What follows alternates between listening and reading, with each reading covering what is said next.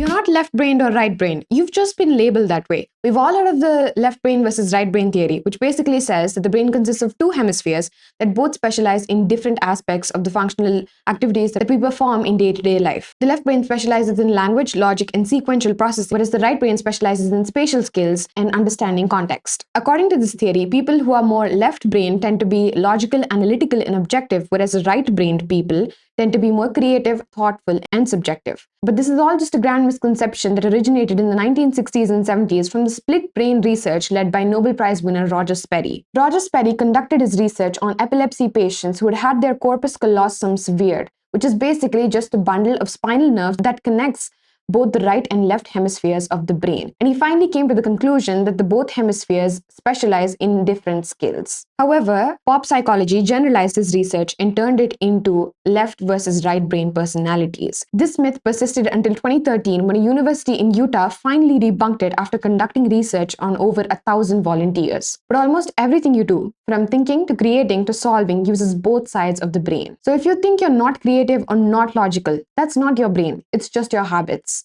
You're not just half a brain, you're the whole thing. So maybe the real question isn't which side are you, but how well do you use both? Do you think you're more logical or more creative as a person?